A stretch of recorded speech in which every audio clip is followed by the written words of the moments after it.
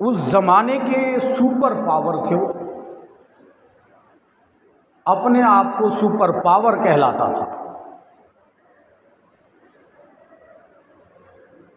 Super power تھا وہ،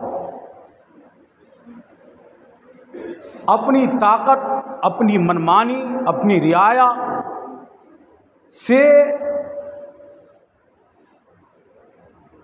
ظلم و بربریت کے پہاڑ توڑا کرتے تھے،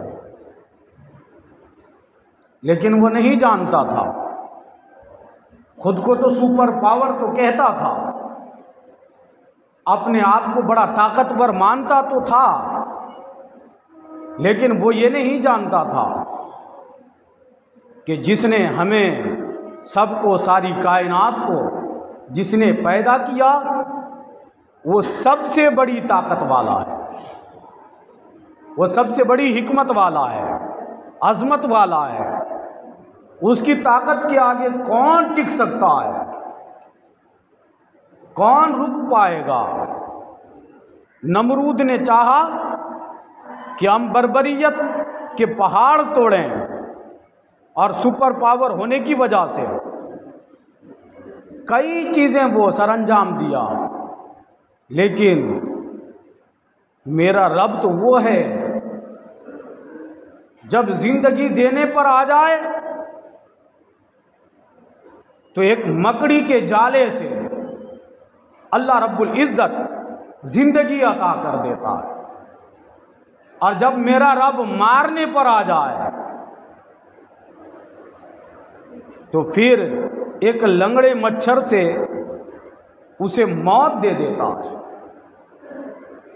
بچانے پہ آ جائے تو رب ذوالجلال ایک مکڑی کے جالے سے بچا لیتا ہے، اور مارنے پر آ جائے تو ایک لنگڑے مچھر سے بڑے بڑے سپر پاوروں کی بلڈنگیں ہلا دیتا ہے، بڑے بڑے سپر پاوروں کو خاک و خون میں تڑپا دیتا ہے۔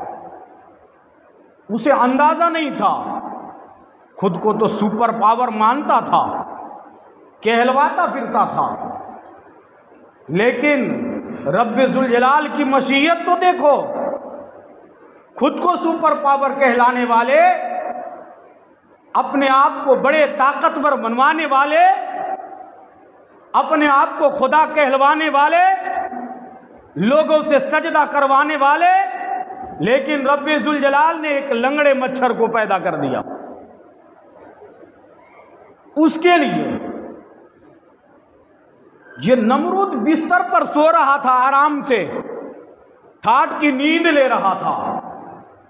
جب وہ آرام کر رہا تھا، سو رہا تھا، تو ناک کے راستے سے ایک لنگڑے مچھر اس کے دماغ میں داخل ہو جاتا ہے، اس کے بھیجے کے اندر پہنچ جاتا ہے۔ جب لنگڑے مچھر پہنچا تو پھر وہ مچھر کیا کرتا تھا، وہ نمرود کے دماغ کے اندر وہ ایک بار چکر لگا دیتا تھا، گھوم جاتا تھا، تو اس مچھر کو گھومنا ہوتا تھا، اس کی غرور کے تمام چہار دیواری ٹوٹ جاتی ہے، سر دکھنے لگتا ہے۔ بڑے بڑے حکیموں کو، ویدوں کو، ڈاکٹروں کو بلایا جاتا ہے علاج کے لیے کہ میرا علاج کرو، مجھے تکلیف کیوں ہے، سر میں درد کیوں رہتا ہے، پریشان ہم کیوں رہتے ہیں، اس کا علاج کرو۔ اس کا علاج سارے حکیموں نے، ڈاکٹروں نے کیا، لیکن وہ تندرستی نہیں ہو پاتا تھا، پریشان تھا۔ پریشان ہونے کے بعد جب عاجز آیا تو ایک نوکر تھا، تو اس نے کہا کہ نمرود، تمہیں معلوم ہے کہ اس کا علاج مجھے پتا ہے۔ کہا تمہیں کیسے معلوم، تمہیں علاج ہے اس کا معلوم؟ تو کہنے لگا ہاں، ہم اس کا علاج جانتے ہیں۔ کیسا علاج ہے، کیا ہے علاج، اس کا بتاؤ، اس کا علاج بتاؤ۔ تو جو نوکر تھا، غلام تھا، کہنے لگا علاج یہ ہے کہ سر پر ٹھونکنا پڑے گا، سر پر مارنا پڑے گا۔ نمرود نے بولا کہ مارنا پڑے گا تو ہاتھ سے کی لات سے؟ نوکر پر بھی بڑا ظلم کیا کرتا تھا، تشدد کیا کرتا تھا۔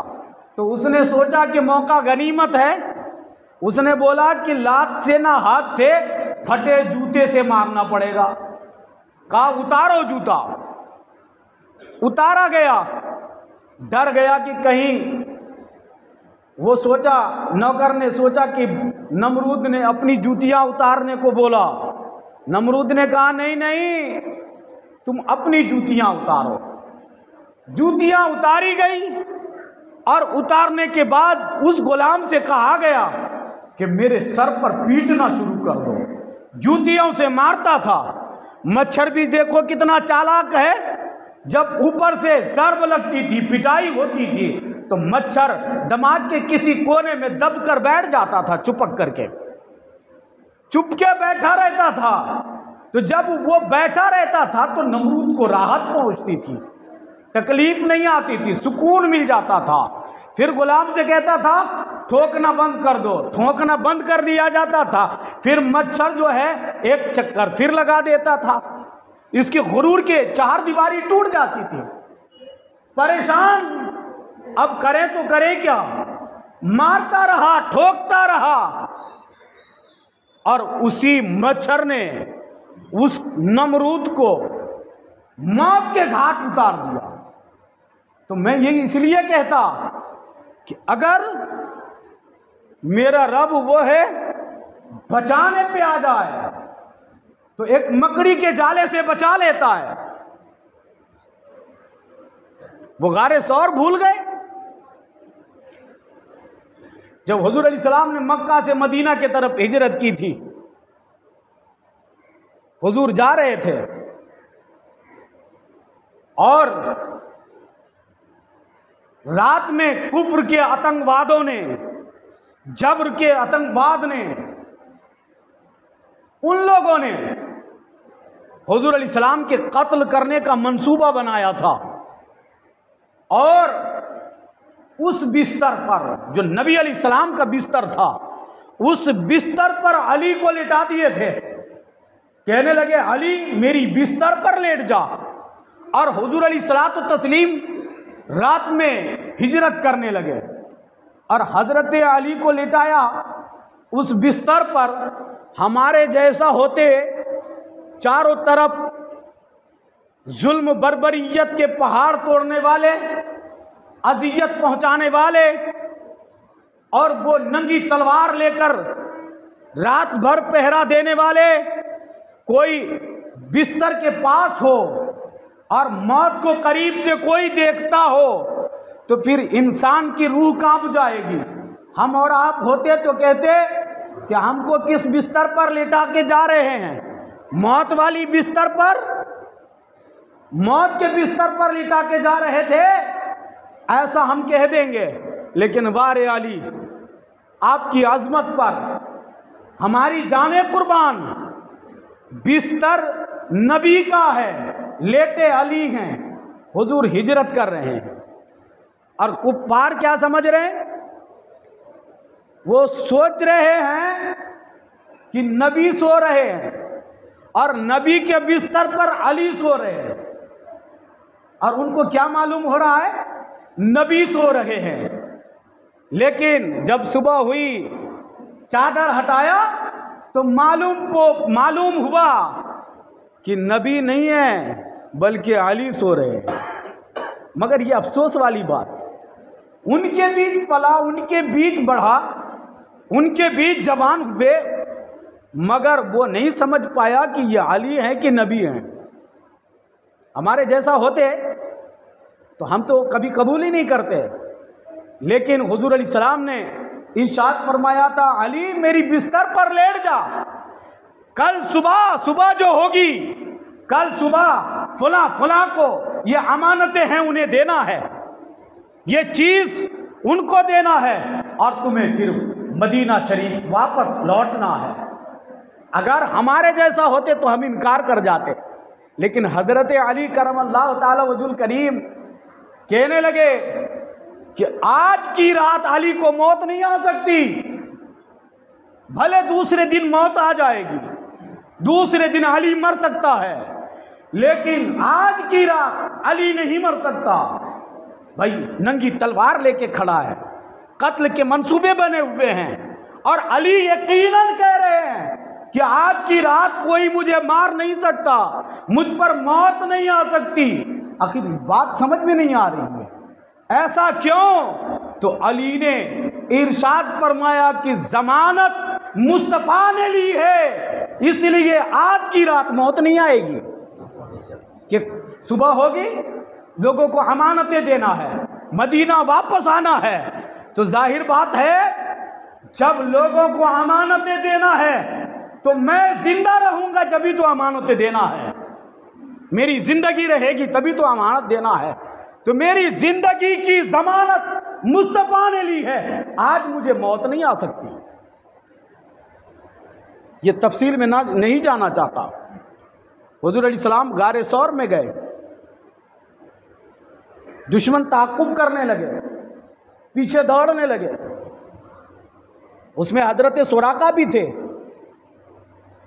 بہت سارے صحابہ وہ صحابی بن گئے جو تعقب کرنے والے تھے۔ معلوم پڑا کہ غار ثور میں نبی علیہ الصلوۃ والتسلیم جلوہ گر ہو گئے، اندر داخل ہو گئے، لیکن جب غار ثور کے اندر داخل ہوئے تو دشمن تعقب کرتے کرتے غار ثور کے اندر داخل ہوا تاکہ حضور علیہ الصلوۃ والتسلیم کو قتل کر دے، ارادہ یہی تھا۔ جب آگے بڑھا تو کیا دیکھا کہ مکری نے جالا لگا دیا ہے غار کے اندر، اس کے عقل میں پتھر پڑے، کہنے لگے کہ اگر کوئی اس راستے سے گئے ہوتے تو مکری کا جالا ٹوٹ گیا ہوتا، مکری کا جالا ٹوٹ گیا ہوتا۔ اس کا مطلب یہ ہے کہ کوئی گئے نہیں، مکری نے جالا لگا دیا۔ یہ محبت کے تقاضے ہیں۔ آخری بات میں بتا دوں آپ کو کہ اس مکری کے جالے سے رب نے بچایا کہ نہیں بچایا؟ آخری بات بتانے لگا ہوں۔ مینڈک جانتے؟ مینڈک دیکھیں نا آپ مینڈک دیکھیں نا، جب حضرت ابراہیم علیہ السلام کو جلانے کے لیے نمرود نے لکڑیوں کو اکٹھا کیا تھا، آگ لگایا تھا، تو وہ مینڈک کیا کرتی تھی، وہ جاتے تالاب میں، تالاب سے منہ میں پانی لیتے تھے اور لے کر کے آ کر کیا کرتے تھے، وہ نمرودی آگ پر یہ کرتے تھے، پانی چھوڑتے تھے۔ کیوں چھوڑتے تھے؟ اس کا مطلب کیا ہے بھائی؟ ظاہر بات ہے، تقاضا یہ ہے کہ پانی کا تقاضا یہ ہے کہ آگ کو بجھا دے، ہے نا؟ اور وہ مینڈک کیا کرتے تھے کہ وہ تالاب سے منہ میں پانی لاتے تھے اور نمرودی آگ میں چھوڑتے تھے تاکہ آگ ٹھنڈی ہو جائے، آگ بجھ جائے۔ اچھا، مینڈک کے پانی سے اتنا بھڑکدار شعلہ کہیں ٹھنڈا ہو سکتا ہے؟ لیکن کیا پتا، اس سے کیا معلوم پڑا، اس سے کیا اندازہ ہے کہ جس کو محبت ہوتی ہے اس کو بچانے کی سوچتا ہے، اور وہ گرگٹ دیکھتے نا، گرگٹ دیکھیں نا، ضرورت پڑنے پر رنگ بدل دیتے یہ ترنت۔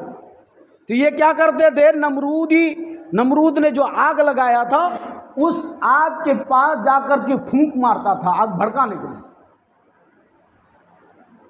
دیکھنے کے اعتبار سے، شکل و صورت کے اعتبار سے مینڈک بھونڈا ہے، لیکن ابراہیم علیہ السلام کی آگ کو ٹھنڈا کرنے کے لیے جو تالاب سے پانی لا کے چھوڑا، تو رب ذوالجلال نے اور شریعت مصطفیہ نے یہ حکم نافذ کر دیا کہ اگرچہ وہ شکل کے اعتبار سے بھونڈا ہو مگر اسے مارنا نہیں، چونکہ وہ انبیاء سے محبت کرتا ہے، وہ انبیاء کے عاشق ہیں، وہ انبیاء سے عقیدت رکھتا ہے، اور وہی گرگٹ کو مارنے کا حکم کیوں دیا گیا؟ اس لیے کہ وہ انبیاء کرام علیہ السلام کا دشمن ہے، اور جو نبی کا دشمن ہوتا ہے اسے مارا جاتا ہے۔